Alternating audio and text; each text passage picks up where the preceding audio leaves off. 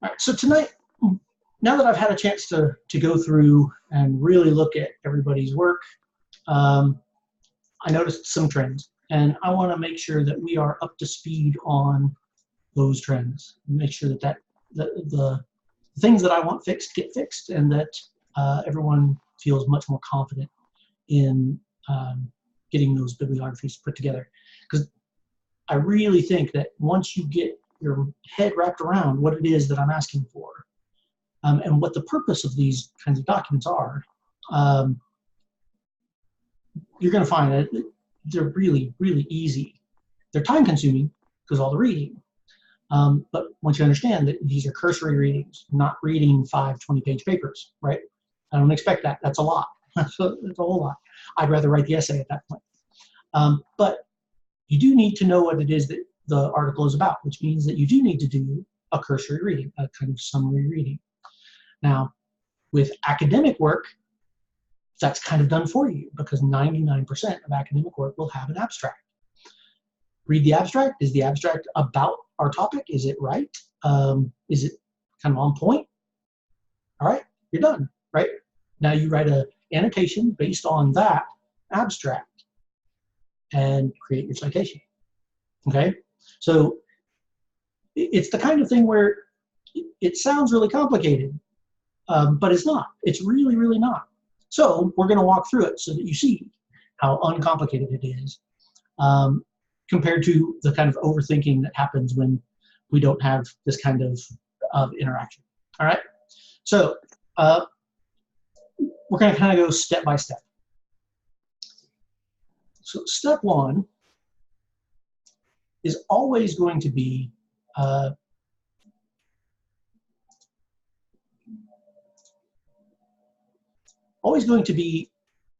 of identifying your research, okay?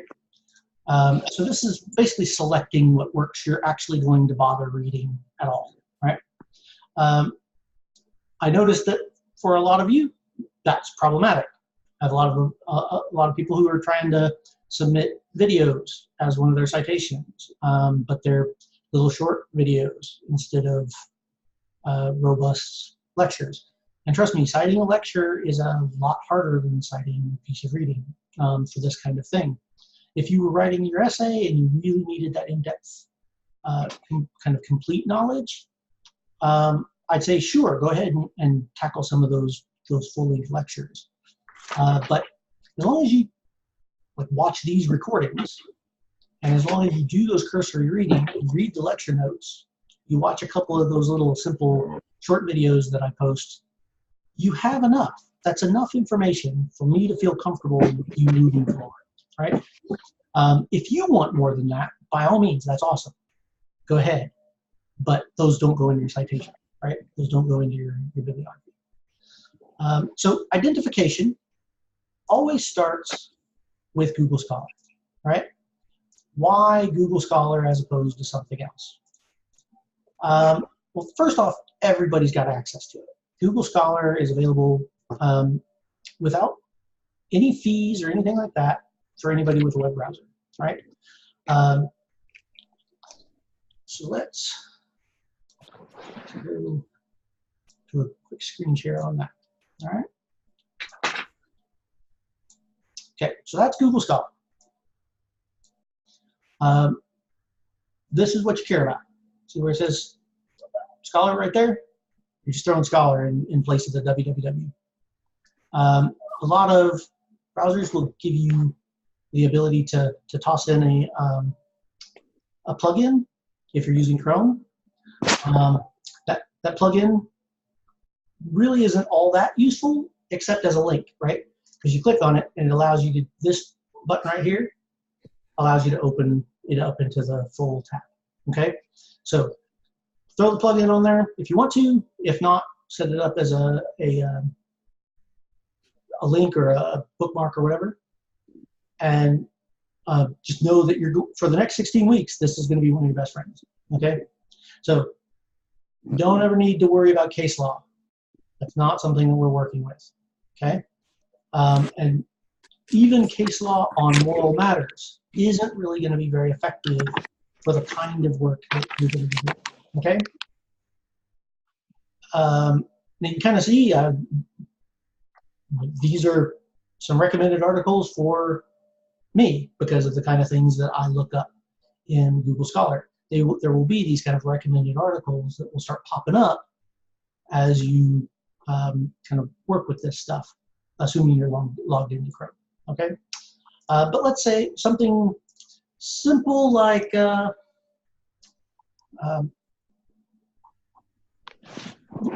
go with meta ethics, right? So you can kind of go with this kind of stuff if you're trying to kind of expand your search, or you can just start right here. Okay, that's going to bring up all kinds, and all of this stuff is going to be academically related. It's not necessarily academic work. So you can't just pop in here and whatever you find, you find. What you're really looking for is this stuff, right? Where is it coming from? If it's coming from a philosophically rigorous source, then you can at least start there, right? If it says something like, well, probably not going to happen in meta ethics, but something to pay attention to, right? If it says books Google, right? You know, let's say we're talking about a topic like human rights. Human rights is a topic in a lot more than just philosophy, and definitely a lot more than just ethics. Human rights pops up in sociology, psychology, gets into criminal law, international law. All of those things, human rights are important to. So if you put in human rights, so meta ethics, most of these are all philosophy journals or philosophy sources. But if I put in something like human rights, we have, so this is law, that's a law journal. This is, oh, yeah, that's David Webb. It's one of the people I studied with in King's College. But yeah, so this one would probably be okay. This is political philosophy, it's not ethics. So that might be a little bit of a problem. This is going to be political philosophy. This is all the Universal Declaration of Human Rights, which is a political document, not an actual moral document. And when we get to human rights, very important to remember, the Universal Declaration of Human Rights is not the definitive list of human rights. Just kind of tuck that away for later. Language, minority, and human rights, this is in philosophy of language. So like knowing what you're looking for and what kinds of things are going to be viable for your bibliography, it's really important to kind of go through some of this stuff. Right? So step one is going to be that, right? Coming through here and finding your documents, all right? I recommend personally kind of finding a whole bunch. Don't just grab the first 5, because there's going to probably be 1 or 2 that's just not going to work, right? For instance, there was quite a few people who, in the normative kind of bunch, basically last week's work, included stuff on meta-ethical concepts in normative theory, which would be no good for you, right? If you're writing an essay on normative theory and you're including things about cognitivism, you've missed the boat, right? You're talking now about meta-ethics, not about normative ethics. So kind of knowing that sort of thing and being able to differentiate is really important. That is what you're doing. That's the assignment. The assignment is learning how to do that. So come through, find a decent smattering, right? I wouldn't say going more than, say, 15. 15 is probably a good number. That gives you kind of the ability to kind of toss out 2 for every 3. And then pop them up, just pop one open, right? Now, a lot of these, if they say book or if they say something like citation, see if there's one that says citation.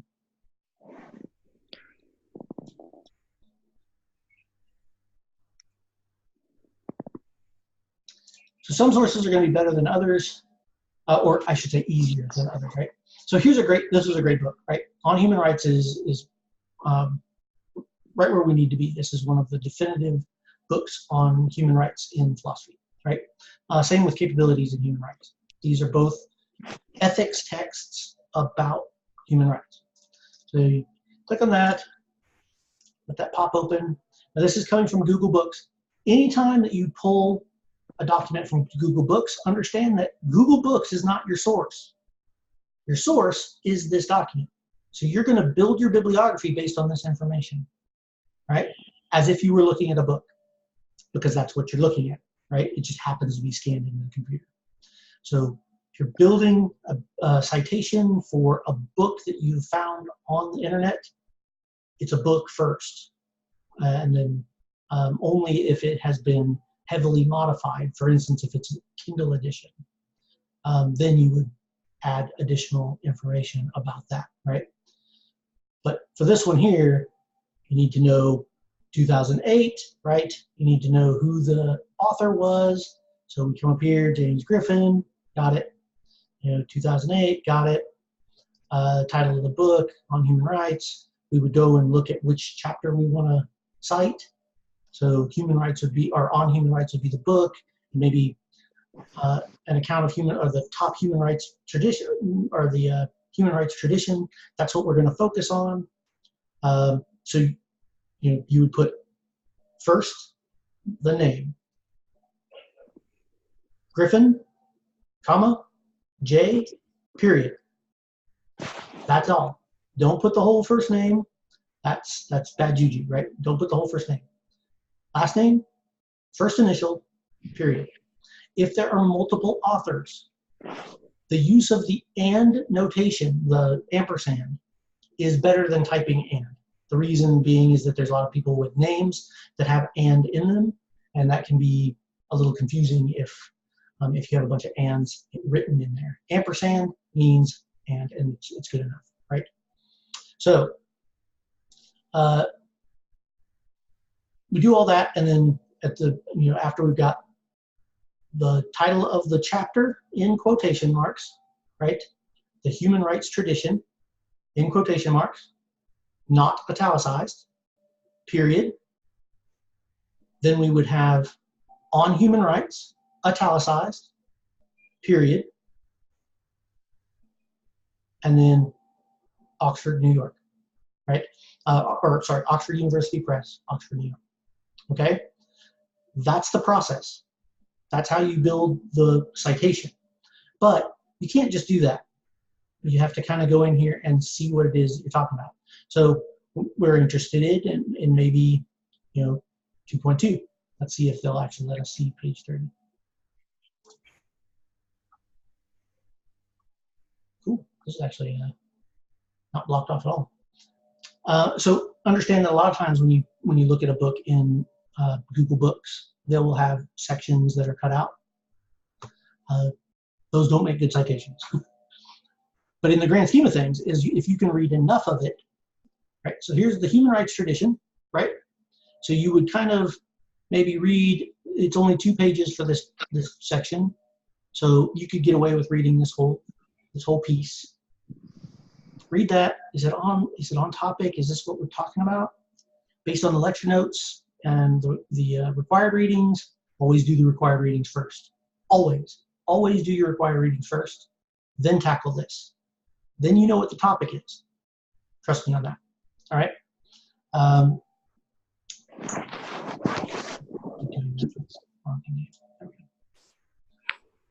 So we go through, we read it. It looks to be on point. Now we just need to remind ourselves, what is this about? So talks about what started human rights, where it started. It looks like it started in Roman law, blah, blah, blah, right? And you would put basically a couple of sentences, just enough to nail home something very unique about why this document in particular will be good for your research, okay? This document is for you. This is a research document. This is not an assignment document. This isn't a test of knowledge. It's a research document. In real life, you would use this to prepare for a research paper, right?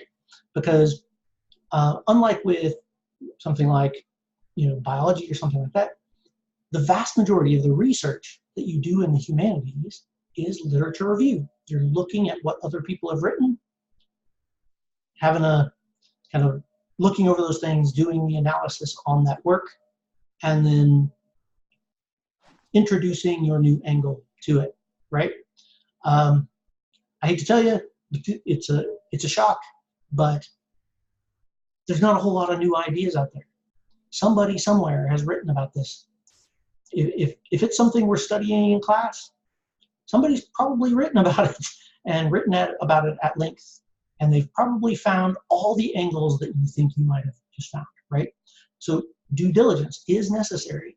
For me as a philosopher, if I'm going to publish an article, I better do my due diligence or I'll get called out. It becomes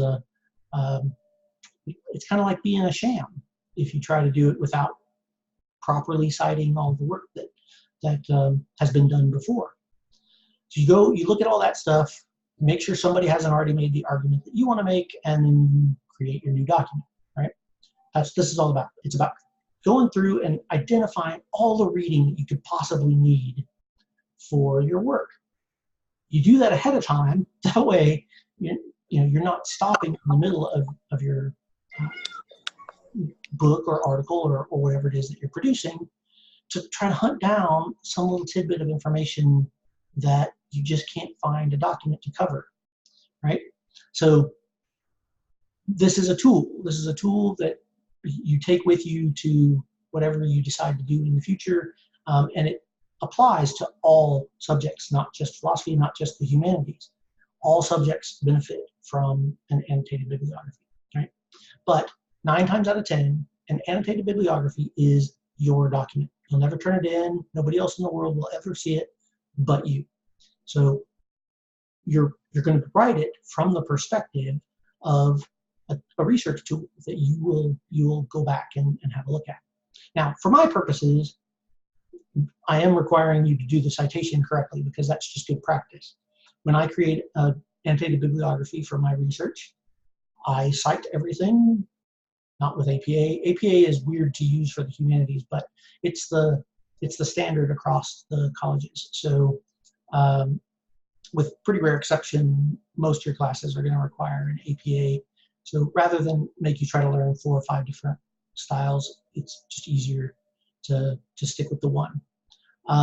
Know that if you decide to go on into a humanities program at a 4-year institution or go back to school later, you might have to switch to MLA. They're not that different. Differences, things like as simple as sometimes they use the first name or handle multiple authors differently, things like that. But it's better to master one first and then move on from there. So sticking with APA. But I put all my stuff in Chicago style because that's what I learned. That's what I did my PhD in, right? So I use the Chicago formatting style, and every time I do an annotation, that's how I create it. It's just easier that way. It's easier than trying to come up with a new shorthand. Just do it the same way every time, and it's never weird, right? So that's the basic hunt down a document, right? As I said, you're going to do this probably. You're going to do the what I would tend to do is I would do something like, oh, that looks interesting. Oh, I know Mr. Freeman. That's pretty good. What was that? There's a Nussbaum one. Oh, there we go. Zizek. Zizek's always interesting to read because he's freaking batshit. That's civil liberties. I'm not looking at that. That's law. Right? So you just go through and you pick a bunch. You just line up your tabs. That way, you don't have to come back here. You're done with the search engine part. And if you've picked enough of them, and you've been pretty smart about which ones you select, you're not just clicking the first 15 or whatever, then the chance of finding 5 really solid documents that maybe even have an abstract. It's always going to be easier to pick ones that have an abstract, or that have short chapters, because those are easier to read than to try to get the point out of a cursory reading. But then we, okay, yeah, that one's good. We'll keep that.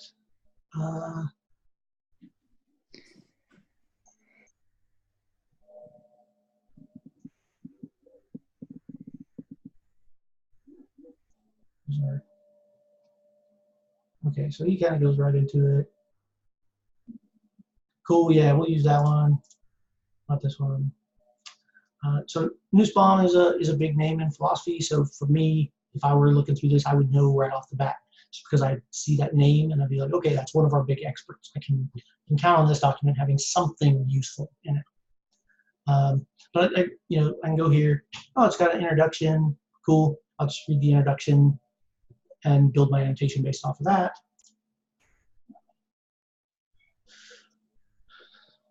A lot of books that on this one. I don't think the screen share is working anymore. It's still stuck on the human rights book. Oh, is it? Oh, see what you mean. There you go. So you guys see the tabs? Right? So just get a bunch of tabs, right? Like I said, there's a name that I recognize. This has got some philosophical concepts and whatnot that I recognize. It's got a name that I recognize. I actually know this book. Here's another name that I recognize. So you can kind of go through that process. It's kind of one way to do it. The other way to do it is just look for. So a lot of these are books. If you focus on articles, so that's going to be the stuff that comes out of JSTOR. Then you can look at abstracts, right? And just read the abstract, and you're in great shape. Okay, so that's the finding the documents part. And there's plenty out there. There's nothing that we study in this class that hasn't had, quite literally thousands of documents written on. Okay, whether all of them are good or not that's up to you to find out. But we're not studying a bunch of brand new highfalutin stuff. We're studying established branch philosophy or branch ethics stuff. Okay, so go in, do your bit, and from here you build your citations, right? I'm not going to go through all of these. We walked through it with the On Human Rights bit as far as where to get that citation material. If it's a journal like this, Human Rights Quarterly, so you can, 9 times out of 10, they will have a Cite This button, right? And it'll give you a basic APA. Now, be careful, because sometimes, like JSTOR is pretty good, but there are other repositories that don't keep up with this edition style guide, right? So you might have to go and, oh, did they put the periods in the right place? Oh, so like this doesn't have the quotation marks. So all it takes is one little thing like that can screw things up, right? So this needs to have quotation marks around it, and then you got your full citation here. Now 9 times out of 10, if you're pulling a journal article off the web, you will need a retrieved bit. Okay, so if you use JSTOR, I want to say that both colleges have access to JSTOR. Almost certain, but I don't want to hold anyone to that. But if it does, JSTOR is great, because it'll have this, and you can just you hit the copy button and you move it over. These are the tools that I was talking about before that unfortunately the school doesn't have access to. Things like Mendeley as a citation manager is one of the best, and it's free, but it is another thing to download and learn how to manage. So it's up to you if you want to use it. There is a link I put a link to it in the assignment, on the assignment pages. So if you want to use Mendeley, that's great. It's free. It's great. It works really, really well, but there's no requirement to do so. And it is another layer of another thing that you have to learn. You know, of course, once you learn how to use it, you know how to use it, and you have a citation manager for life. But you know, there is a curve there. I don't use a citation manager. There is a point at which this stuff just becomes so second nature that the process of entering all the data into a citation manager takes longer than just typing out the citation, right? Because it really is just that simple. Name, date, title, and location, right? Name, date, title, location. Create a mantra. Make up a acronym, whatever it takes. As long as you got those 4 elements, you're at least in the neighborhood. At least in the neighborhood. Okay. Okay. So that's the basic process of collecting citations, right? 5 citations every week. Format never changes. 5 citations every week with annotation. Okay. There are always, there will never be a shortage. No reason why anybody should ever not get 5. It's just not possible. There's too much out there on this data. So from here, we'll go ahead and kill that share. So from there, the kind of the next step comes with creating your document. So you get all your pieces that you think you're going to use. So if you were to go back to those tabs lists, you would go through, you would read each of the abstracts, if they were all had abstracts, or at least the introductions for the books, decide on chapters, so on and so forth. And then you close all the tabs that you weren't going to use and just leave the 5 tabs up that you are going to use, right? That's if you're doing everything via the internet, which 9 times out of 10, for the level that you're working at, is really going to be fine. You're not going to have any issues there. You don't need to use videos. You don't need to use things like askguru.com or any of those kinds of things. Use the proper tools for this part. And if you're interested in trying to figure out what we're talking about in the class and you didn't get enough out of the lecture notes and videos, then you can go and look at all those other resources. They just can't be used in your bibliography, that's all, right? But you're free to go and look at them. All right, so now we're going to look at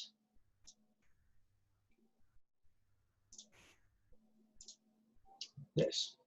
Okay, so we've kind of started our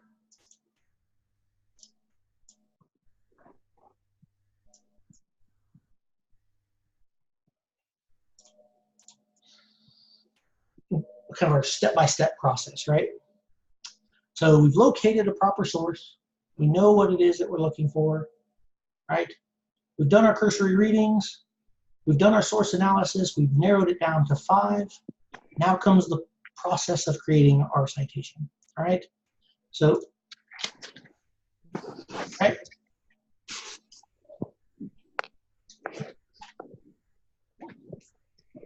So the arrow is there to point at the period because that period has to be there, right? So last name, first initial, period.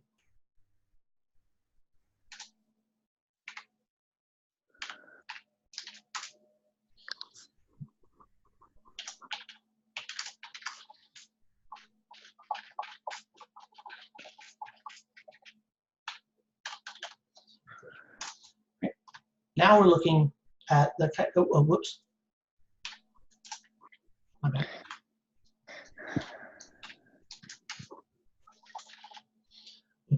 So easy that I almost forgot. This is formatted.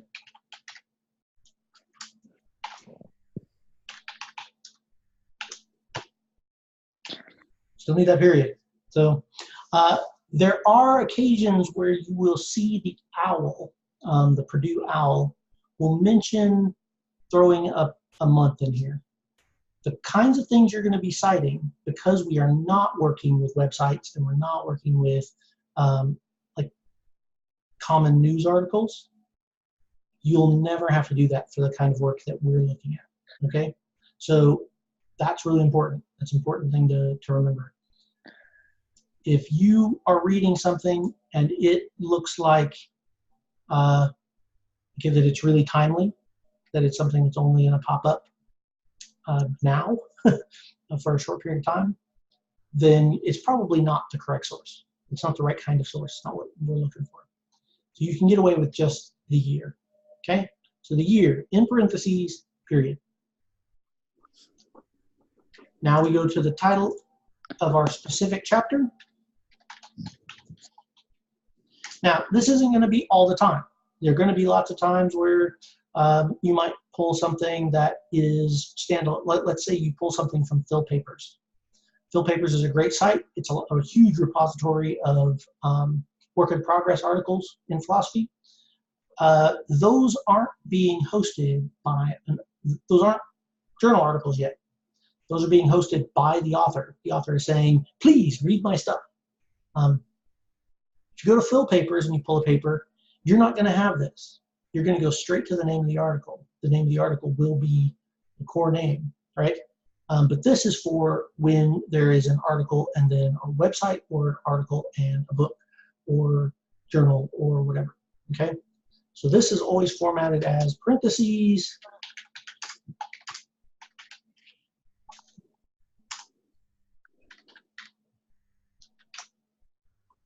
period. Okay? Parentheses, and then the title of the chapter or the article. Right?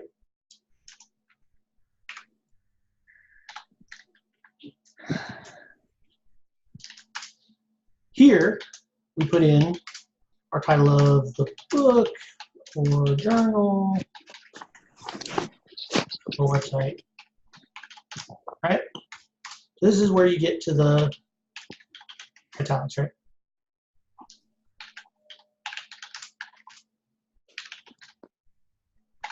Period. Yeah. Right? So that's the important bit. Making those two distinctions is important.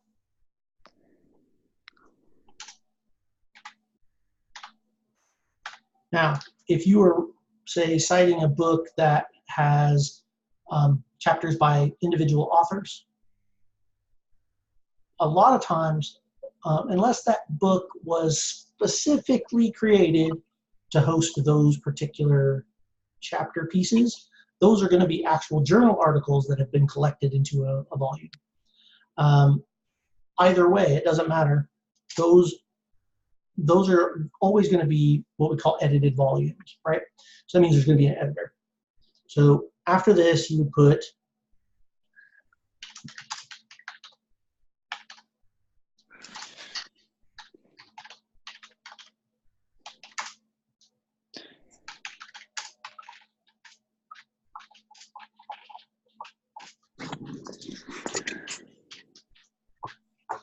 right? Last name, first initial, parentheses, ed period, close parentheses, period. Okay, very specific, but necessary. Now, if there are, one thing that I'm not going to make a big deal about right now, but you probably should know, it would come up in our class, and maybe I'll make mention of it when we get closer to that part. But if there's a translator, so basically you're citing a book that was originally written in another language, your translator will go up here with the author, right? So you would have, well, I'm not going to go into it right now. If you don't include a translator, I'm not going to have any stress as long as everything else is correct, okay? Because I'm going to know from all of the other information which book you pulled from. So I don't need any more information. But there is something to that. There is something to be said for that.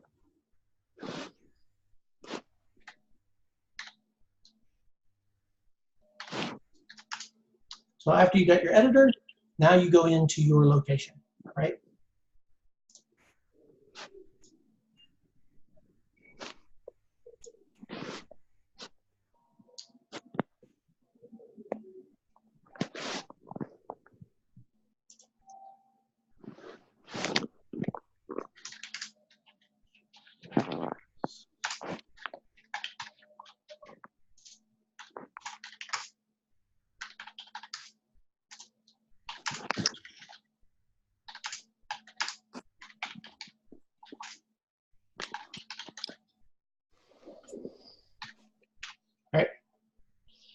So city and state, if it's a U.S. publication, or city and country, if it is outside the United States.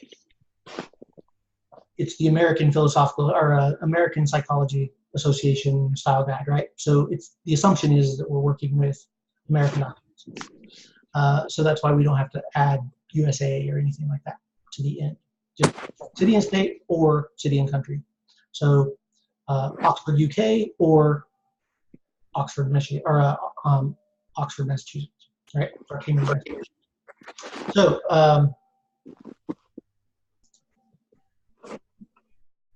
this part right here is really easy to forget about, right?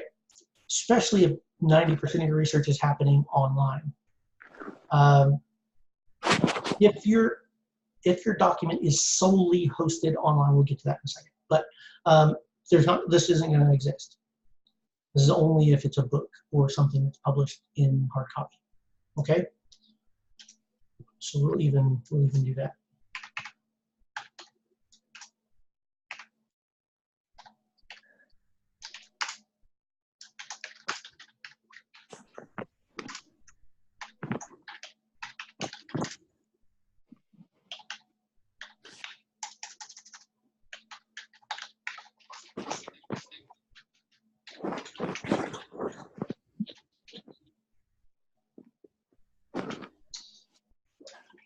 Period. Right? So it's going to be one or the other when it comes to this part. If there is, like I said, if there is a hard copy publication, you just happen to pull it up from a scan or whatever online, you're going to use the hard copy publication data, not the scan data. All right? Only if you have this first 4F will you go on to 4G. Right? And this is the publisher. When you're working with a website, the website counts as kind of both the location and the publisher for purposes of citation.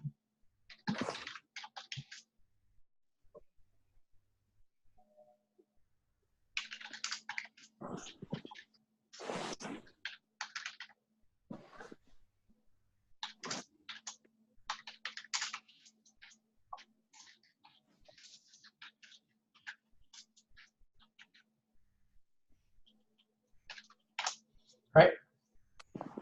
That's it. Now, there are various style guides that will take you down a slightly different route when it comes to how to separate city and state from the actual publisher. Don't sweat it. Follow the period kind of notation, and you'll be fine. That way you don't have to worry about getting confused about things like uprights, the kind of up and down bar,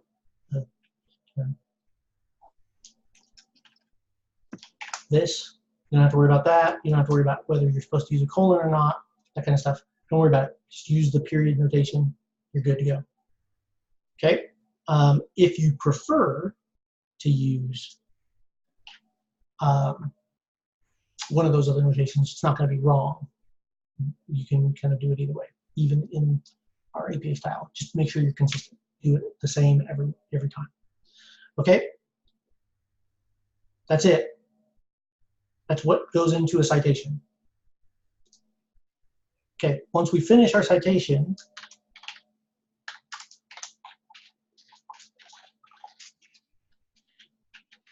now we go into our annotation. Okay? An annotation is really, like I said, a few sentences that is designed to kind of help you get your head wrapped around what's in the document. It has to be specific enough that it targets what it is that that we're doing, right? So it needs to be specific, but it doesn't need to be a full summary. I don't need to know what it's about. You need to know what it's about. I just need to know that it's specific enough that you're not just putting, and here's an article on metaphysics. That doesn't help, right? Why this particular document on metaphysics? What is it about this one that makes it useful, right? So That's kind of that's the key. Your grade, 20 points per citation, 5 citations every time, every week. Your grade is broken down, that 20 points, with 8 points for the actual citation, and it's 2 points for each of those elements, right? So 2 points for identity, 2 points for date, 2 points for title, and 2 points for location. And that's on purpose, because if you're thinking, I've got 4 elements, I've got to make sure I got all 4 of those elements, then you're always going to be pretty close, right? And then it's 12 points for the annotation. Now, part of the annotation comes from, is this properly sourced? So is it a philosophical journal or philosophical document? Does it engage with our actual topic? Are you being specific enough, etc.? So I'm looking at all those kinds of things, and then readability and a little bit on formatting and stuff. So ideally, I haven't taken anybody points off from anybody for this yet, but eventually I will have the expectation that you're using the proper formatting for your annotation as well. I use the 5-step key, right? So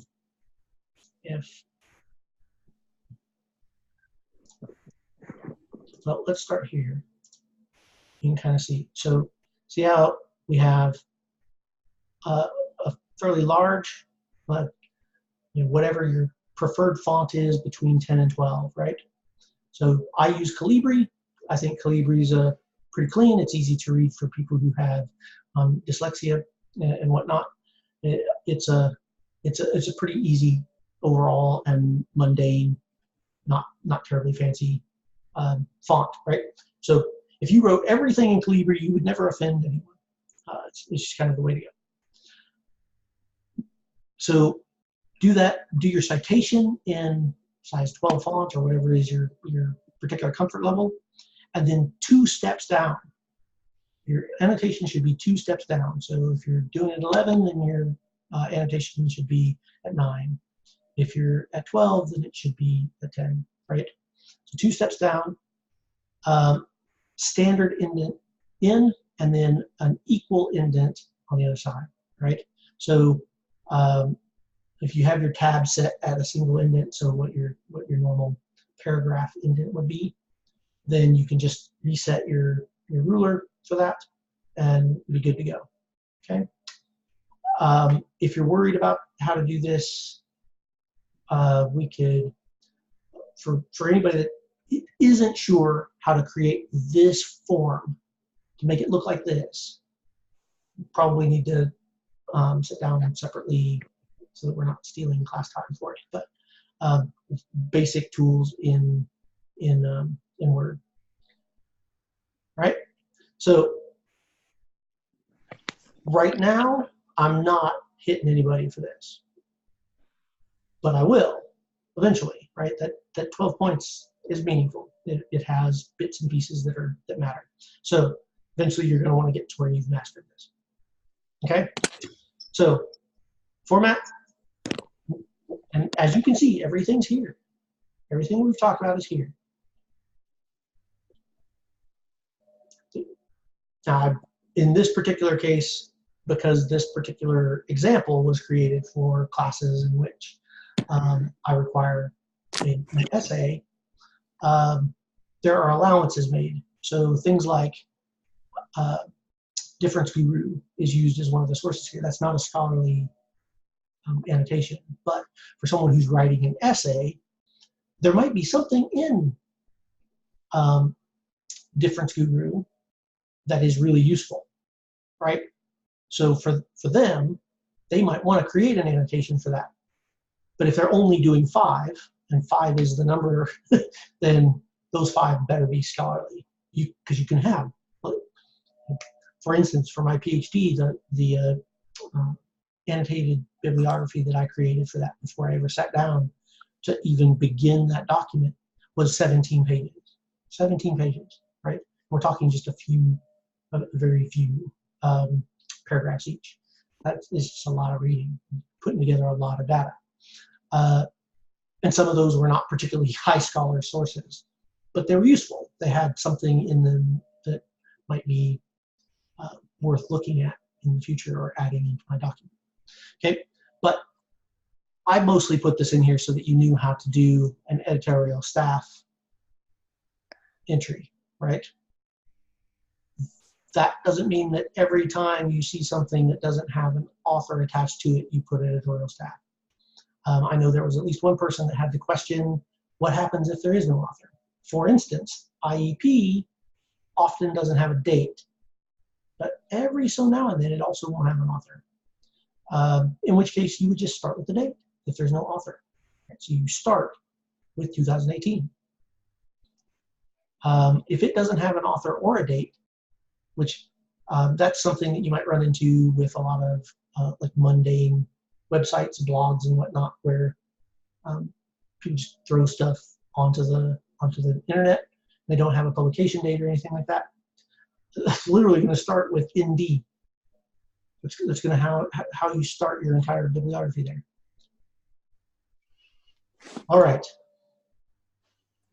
Any questions about bibliography? No. Cool. That's good. Anybody else? You answer my questions.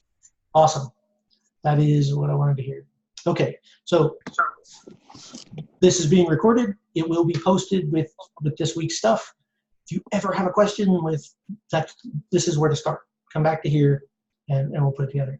I did actually want to create one full bit before we just so you see how the process goes. Go ahead and share that. Okay, so if I'm creating an annotation, let's say I'm going to do that on human rights one, right? So, cool. I know.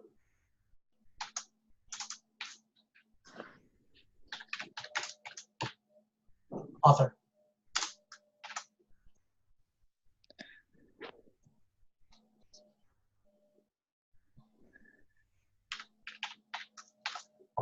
Date.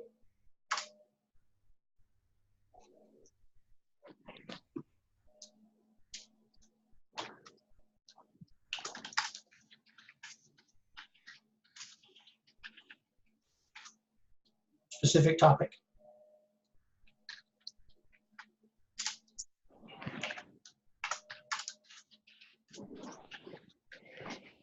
Title of book.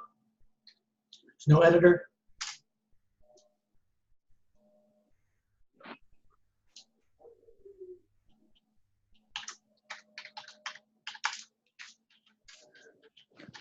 Now, if you follow the period notation, no problem. But this is also acceptable, all right? And you'll see on the sample that I use this notation, right? The reason that I'm kind of like making that clear that it's either, you can use either, is because you're going to see citations that are put together like here.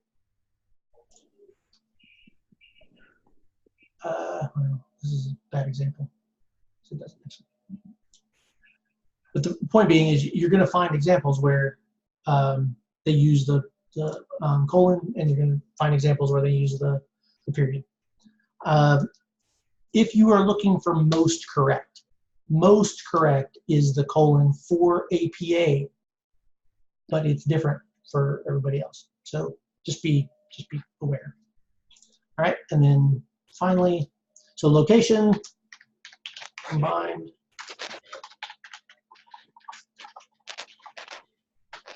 And that's it. That's our citation. So it is sometimes, like I said, just easier. Boom, got my piece. Boom, got my piece. This whole thing right here is the next piece. And this whole thing right here is the fourth piece, right? 2 points, 2 points, 2 points.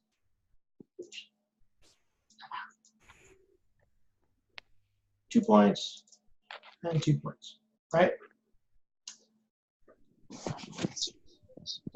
So I'm going to do that really quick before moving on. Okay, applied ethics. There's a reason that I'm not too worried about time tonight, and that's because applied ethics is actually a really easy concept.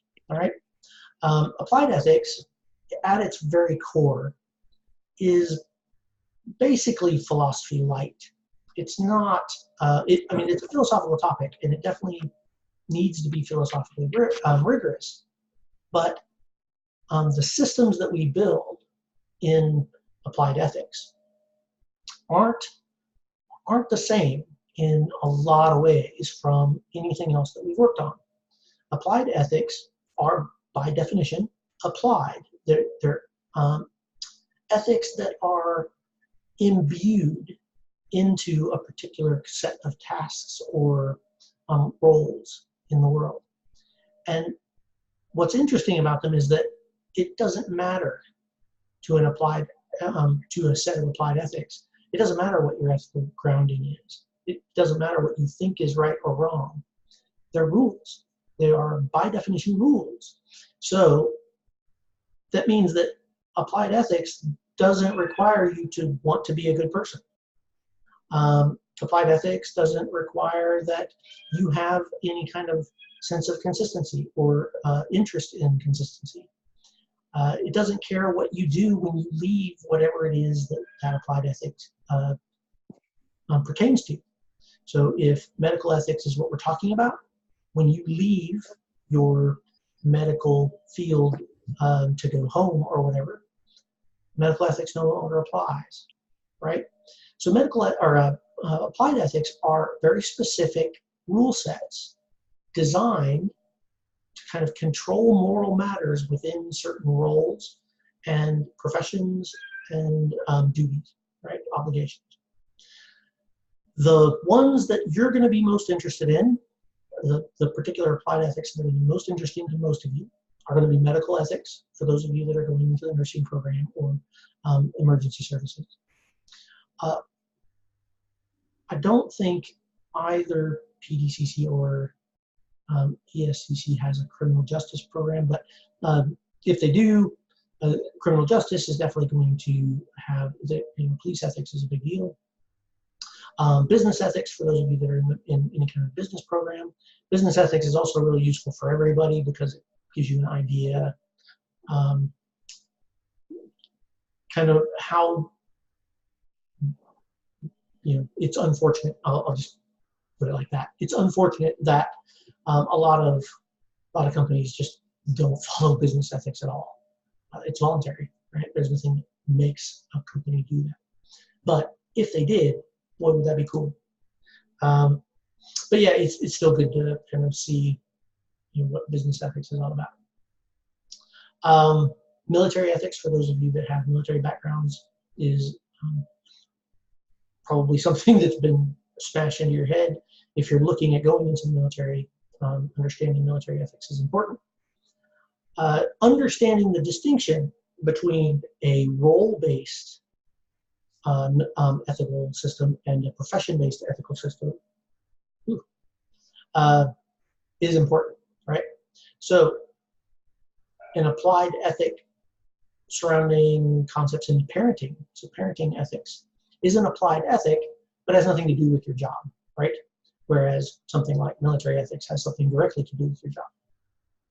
So applied ethics can kind of, it doesn't have to just be professional ethics.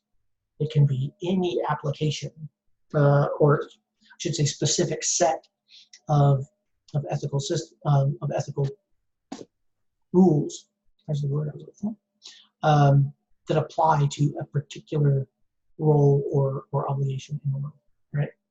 So a lot of what you guys are doing this week in the discussion is learning how to make that distinction, how to, what's the difference between an ethical system built around a particular role or function versus taking the ethics that you have and then applying those to problems in the world, right? So I could be someone who's in the military, and in the act of, or at the point of making a decision, I can either apply virtue ethics as a virtue ethicist, or I can follow or I can implement military ethics, right? The expectation will always be that I follow military ethics. But that's not always going to be the case, right? There's going to be times where your own understanding of right and wrong is going to overshadow a particular professional ethic. Sometimes that's bad. Sometimes it's good, right? So, you know, it can be bad if you're a trauma nurse and you're doing triage and you just can't bring yourself to make the decision of who you're going to let die, right? That's a really hard decision to make. And it's very utilitarian in feel and function. If you just can't get your head wrapped around that, then that's problematic. At that point, you just kind of have to follow the medical ethics rules that, well, in this case, the emergency medicine rules as written, because it takes it out of your hands, right? You're not making a choice there. And if you were to make a choice, it would probably backfire really bad, right? There's a reason that triage works the way that it does. But if you're a military ethicist, or if you're a service person, then there's a lot of times where military ethics doesn't cover something in the right way, and the ethics that you have that governs your life stops you from doing something that there's no way that you could live with, right?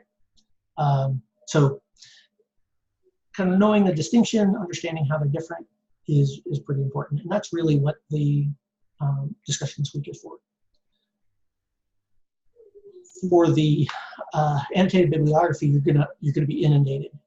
There's so many different kinds of applied ethics out there. I would focus on one. Pick a profession or pick a role that we have in life. So parenting ethics or something like that. Computational ethics, military ethics, any of those. Just pick one and find 5 documents on that, and your life will be a lot easier. If you're kind of trying to grab a grab bag of them, it's a lot of reading. One of the things that's interesting about applied ethics is actually it has more in common with law than it does with philosophy as subject matters, as disciplines, right? Applied ethics are implemented rather than desired, right? So people who are part of a profession or role follow those ethics because that's the expectation. That's what they're supposed to do, not because it's what they want. It's just like law, right? The rules are generally moral, but don't have to be. If you consider something like HIPAA, HIPAA has a lot of things in there that really have nothing to do with morality whatsoever. They're about safety and things like that. So, you know, there's times where an applied ethical system will have non-moral elements to it. An example might be something like corporate social responsibility, which is a key element in a lot of business ethics. Part of corporate social responsibility has to do with customer attraction. So looking good for your customers. That's not a moral problem. In fact, we think that was probably a negative moral issue. But things like that. So there's going to be times where there's going to be parts of your applied ethic, depending on what your profession is, that aren't about moral matters. In which case, it's starting to look a lot like laws, or guidelines or rules or whatever. That said, most ethical systems, applied ethical systems, do focus on moral matters, and then all of these other bits and pieces are generally tacked on because it's easy to do so. So go ahead and tack this piece on. FERPA is a great example, right? There are some really key moral concepts in maintaining your autonomy as students as far as access to your information. But there's a whole bunch of stuff in there that has nothing to do with your autonomy, right? It's just extra rules to protect the school and cover everybody's ass and do all this other kind of stuff. So there's just a lot of stuff in there that isn't immediately moral because it's not what That's not what it's about. It's about rule following and good order and discipline and whatnot. Okay, so when you're looking at applied ethics, what you're going to want to do is you're going to want to make those distinctions. You're going to want to go and look at what basis, what is it that the particular ethical system that you're looking at gets its founding. So for instance, bioethics, which is this massive header, right? There's so much stuff that goes into bioethics. Bioethics isn't just medical ethics. Medical ethics is just one little piece of bioethics. Bioethics has to do with all application of ethics when it comes to interacting with human life at the scientific level, right? So research ethics is research ethics having to do with humans is a bioethics thing. Biological studies. Why is it weird to do research on stem cells? There seems to be more good than bad on that, but yet people get really stressed out about it. So bioethics is this big, massive thing. Bioethics has a lot of its roots in deontology, which can be really strange when you start getting down in the weeds of different kinds of medical ethics that are very utilitarian in nature, like triage. So learning how to kind of know the difference between those so that you can easily transition between them is a skill. It's a skill that you're going to want to have if you're going into a profession that's going to have one of those, right? So this is really big for all of you nurses to be. Also, there's a big difference between established applied ethics and applied ethics research, right? So established applied ethics are those things that have been implemented into the profession. So there's some kind of ethical standard out there. Medical ethics is, in the United States, is super rigorous, right? To the point where you even have to give an oath. Same with military ethics. Actually, a lot of first responder and emergency response has to do with that. You have an oath that you have to give. And that oath is binding. If you don't follow that oath, there are repercussions. So things like that, there's a lot of research out there. So you might look at a document that talks about military ethics, and that document isn't going to be something that the military actually follows, right? It's somebody saying, hey, here's some military ethics. What do you guys think of this? Let's have a look at that, right? So knowing the difference between what is currently in practice and what is research, it's going to be good for this week's work, etc. Okay, so with that, all right, so can actually kind of keep this at around an hour tonight. Sure nobody's going to balk at that too much. I will hang out for a little while if anybody's got questions that they would like to tackle, kind of one-on-one. But otherwise, I really don't have anything else for you tonight. Like I said, applied ethics is really easy. It's not a super complex concept to get your head wrapped around. So by all means, let's call it a night. And have a good one. If you have questions or if there's something that you'd like to talk to me about, but you don't have time tonight, let's set up some office hours times and we can hop in and talk then. But that said, if anybody wants to hang out for a little while, I'm here. I'm going to go ahead and kill the recording now.